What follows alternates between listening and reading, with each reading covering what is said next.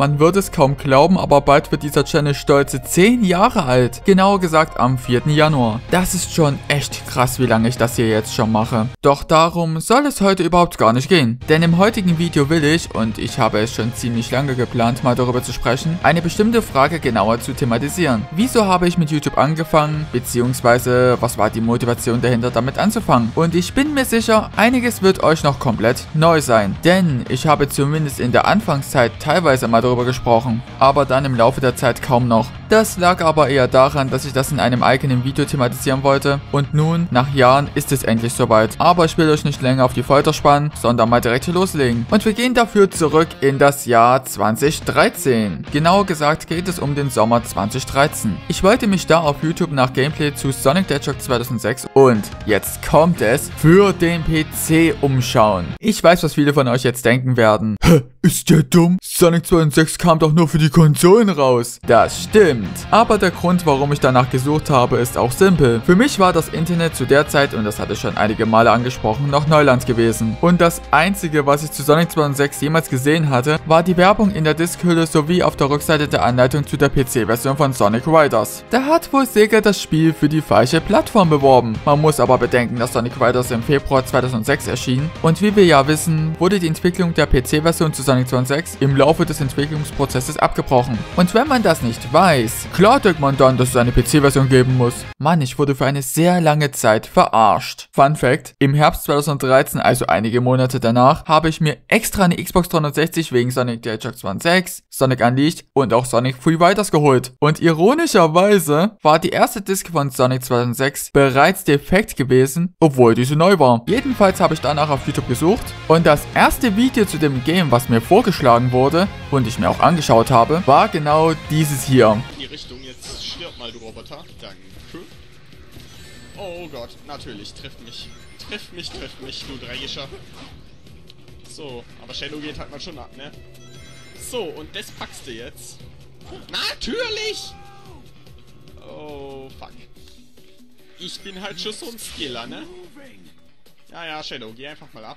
Falls ihr euch fragt, warum man dort das alte Layout oder auch die alten Anmerkungen sehen kann, die Aufnahme ist schon mehr als 9 Jahre alt und stammt aus dem Jahr 2014. Ja, ich hatte diese zu dieser Zeit gemacht, falls ich irgendwann mal darüber was machen würde. Ist schon krass, wie sehr sich YouTube seit damals verändert hat. Und seit dieser Zeit kenne ich Marcel, heute bekannt als Techtastisch und damals unter dem Namen Paper Zockt. Und ich bin mir sicher, einige werden es auch schon bemerkt haben, aber es hat einen Grund, warum dieses Video genau an diesem Tag hochgeladen wurde, denn an diesem Tag hat der gute Marcel Geburtstag. Deshalb nochmal in Videoform. Alles Gute zum Geburtstag, Marcel, und ich wünsche dir ein weiteres tolles und auch erfolgreiches Jahr. Vergesst nicht, ihm auch zu gratulieren, falls ihr es noch nicht getan habt. Wenn ich mich sogar richtig entsinne, waren zu der Zeit folgende Projekte bei ihm aktiv gewesen. Einmal Terra Firma Craft 2.0, ein Mod für Minecraft, der das Spiel nicht nur realistischer, sondern auch extrem anspruchsvoller macht. Man kam beispielsweise nicht so schnell, wie man es vom normalen Minecraft her kennt, Materialien zum Beispiel für den Bau einer Basis bekommen oder auch eine Spitzhacke, um damit ohne größere Probleme im Untergrund zu farmen. Offen gesagt, ich habe es selbst vor Jahren auch schon mal getestet und war verdammt schlecht gewesen. Vielleicht, und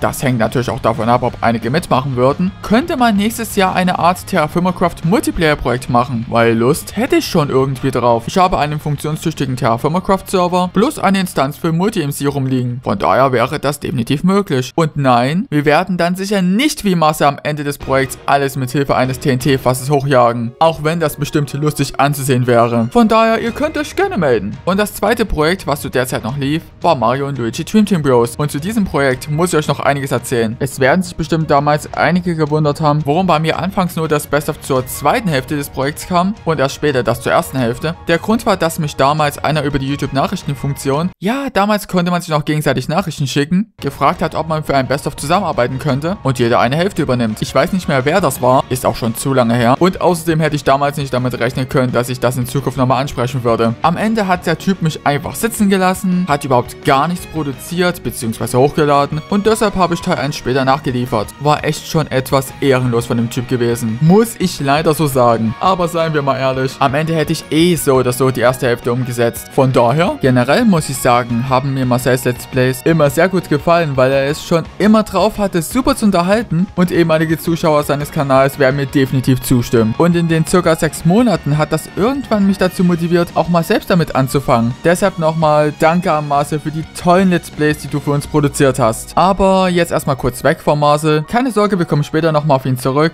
Aber wir wollen ja chronologisch die Ereignisse durchgehen. Das erste Video auf meinem Kanal war ja ein Cutscene-Video zu Sonic Lost World, welches bis heute zu den stärksten Videos auf meinem Kanal zählt. Es war für eine lange Zeit sogar das beliebteste Video gewesen, bis irgendwann das Sonic Boom Cutscene-Video es gnadenlos überholt hat. Doch, wie kam es dazu, dass ich Cutscene-Videos gebracht habe? Im Oktober 2013 kam Sonic Lost World für die Wii U und den 3DS raus und ich habe damals so viel Langeweile gehabt, dass ich im Miiverse Screenshots von den Cutscenes gepostet und dazu irgendeinen dummen Kommentar geschrieben habe. Leider erinnere ich mich nicht mehr daran, was ich da so alles gepostet habe. Und das Miiverse ist ja schon seit Jahren abgeschaltet. Schade, würde euch gerne diese Posts mal zeigen. Ich kann mich nur noch daran erinnern, dass ich zu diesem Screenshot aus der einen Cutscene etwas Fieses zu Dr. Eggman geschrieben habe. Mehr aber auch nicht. Ungefähr Ende November, Anfang Dezember circa, hatte ich gesehen, dass es auf YouTube zwar ein zweiteiliges Cutscene-Video zu Sonic Lost World auf Deutsch gab, aber es war nicht in HD. Und aus für mich unbekannten Gründen hatte mich das scheinbar so sehr getriggert, dass ich im Miiverse gefragt habe, ob ich zu diesem Spiel ein eigenes Cutscene-Video machen soll. Und meine Freunde und Follower haben dort alle Ja geschrieben. Doch wie ihr euch das sicher schon denken könnt, gab es ein ganz großes Problem bei diesem Vorhaben. Wo hatte ich die ganzen Videoclips her? Denn die Elgato Game Capture hatte ich ja erst seit ca. April 2014 gehabt. Nun, die stammten allesamt aus dem Let's Play von Let's Play Markus. Richtig gehört, damals hatte ich alle Parts heruntergeladen, im Windows Movie Maker die Cutscenes dann rausgeschnitten und danach zusammengefügt. Gut, dass Markus bei den Cutscenes nicht gesprochen hat, das wäre ansonsten richtig schlecht gewesen. Und um mich dafür zu bedanken, dass er so gutes Material auf YouTube hochgeladen hat, so zumindest sah ich das damals, habe ich ein Best-of zu dem besagten Let's Play hochgeladen. Leider hat er es bis heute nie gesehen. Aber das wirft die große Frage auf, warum erst am 4. Januar und nicht eher. Der Hauptgrund war, dass ich unbedingt erst mit dem Start von 2014 damit starten wollte und eigentlich sollte es schon am 3. Januar losgehen, aber es gab da so ein Problem. Ich wollte unbedingt auch von Anfang an eine benutzerdefinierte URL haben. Meinst du das ernst? Und das war damals nur möglich gewesen, indem man laut einer damaligen Anleitung den Google Plus Account von dem YouTube-Kanal des Google-Kontos trennt und mit einer neu erstellten Google-Seite verbindet. Deshalb steht auch bei dem Datum für die Kanalerstellung nicht das richtige Datum drin. Aber hey, ich hatte meine URL, passt doch. Ich muss hierbei nochmal erwähnen, dass da noch nicht mal zu 100% feststand, ob ich auch wirklich Let's Plays machen würde. Aber ich wollte schon einen Kanalnamen nehmen, der zu einem Let's Player passt oder so ähnlich. Und Chaosman 95 war damals die dritte Möglichkeit gewesen. Die anderen waren Supersonic 95 und Super Emerald 12. Das eine war mein Wii U-Name und das andere irgendein anderer Nickname, weiß aber nicht mehr genau von welcher Plattform bzw. Konsole genau. Aber ich meine, es war von der Xbox 360. Chaosman 95 wurde es auch deswegen, weil ich die beiden nicht als benutzerdefinierte URL bekommen konnte. Außerdem wollte ich da einen Namen haben, der meinen Spielstil etwas widerspiegelt, weil ich schon damals jemand war, der übertrieben stark in den Spielen sein und so alles niederstrecken wollte. Sprich, scheiß auf Taktik und Defense, einfach OP werden und alles besiegen, was sich bewegt. Gut, Marcel hatte auch einen gewissen Einfluss gehabt, weil er unter anderem bei den Mario und Luigi Teilen auf die Verteidigung geschissen hat und nur auf Angriff gegangen ist. Die Begründung, einfach den Angriffen ausweichen, dann braucht man auch nicht so sehr auf Defense gehen. Gerade bei Zusammen durch die Zeit hat er es sehr krass durchgezogen. Apropos Marcel, vor den Let's Plays hatte ich ja auch schon Best-ofs hochgeladen, aber wie kam es eigentlich dazu? Nun, es lag, wie man es sich denken kann, auch an Marcel. Im Dezember hatte er seinen zweiten Infovlog hochgeladen und da ging es um das Thema Best-ofs. Jedenfalls hat Marcel in dem Video in die Community gefragt, ob jemand weiteres für ihn auch Best-ofs machen will, weil er selbst, und das kann man sicher nachvollziehen, wenn man selber Let's Player ist, nicht wirklich die Zeit dafür hat. Und ich habe mir gedacht, wieso soll ich nicht mehr Best-ofs von mir hochladen? Nur leider fehlt mir die Zeit dazu, alle meine eigenen Videos nochmal durchzuschauen. Außerdem, wer weiß besser über die Szenen Bescheid, die euch gefallen haben, als ihr, meine Abonnenten.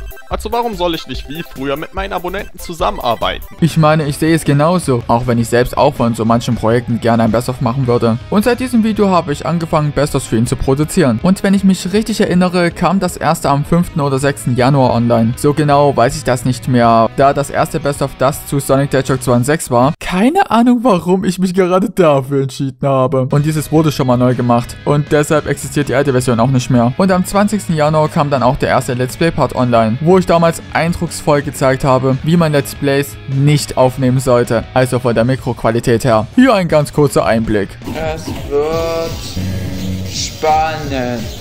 Und ich bin tot.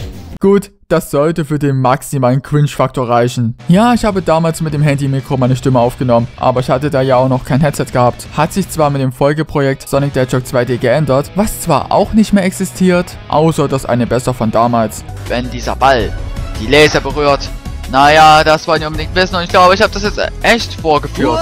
Aber ich weiche vom Thema ab. Jedenfalls, das war alles zu der Entstehungsgeschichte meines Kanals und wer bzw. was mich dazu motiviert hat, damit anzufangen. Ganz ehrlich, bis heute habe ich es nicht bereut, mit YouTube angefangen zu haben. Wer weiß, was aus mir ansonsten geworden wäre. Ich glaube, eine so düstere Zukunft will ich mir jetzt nicht ausmalen. Weil ich war vorher schon echt, und das meine ich jetzt wortwörtlich, hobbylos gewesen. Deshalb möchte ich mich hier an dieser Stelle nicht nur bei den Leuten aus dem Miiverse, sondern auch insbesondere bei Marcel mehr als bedanken. Denn ohne euch wäre ich definitiv jetzt nicht hier und hätte all die tollen Leute in den letzten 10 Jahren kennengelernt. Ich bin deshalb auch froh, Marcel als ersten Let's Player kennengelernt zu haben. Auch wenn wir uns im Real Life bislang noch nicht gesehen und auch miteinander gesprochen haben. Liegt irgendwie aber auch an uns beiden. Siehe Gamescom 2017. Jedenfalls habe ich Marcel viel zu verdanken. Und auch als Techtastisch motiviert er heute noch viele Leute mit seinen Videos, jetzt nicht unbedingt mit YouTube anzufangen, aber sich zum Beispiel für Physik und Chemie zu begeistern. Und man kann durchaus sagen, Marcel hat es bis heute echt drauf, andere für etwas zu begeistern, was ihm persönlich wirklich viel Spaß macht. Auch deshalb ist damals mein ehemaliger Programmierkanal Emerald Programs entstanden. Ist by the way keine Schande, dass ihr den Kanal nicht kennt. Die Videos waren aus heutiger Sicht auch echt schlecht gewesen, der aber auch kein Jahr überlebt hat. War aber trotzdem mal eine interessante Erfahrung gewesen, mal solchen Content zu machen und keine Ahnung, ob ich das jemals wieder machen würde.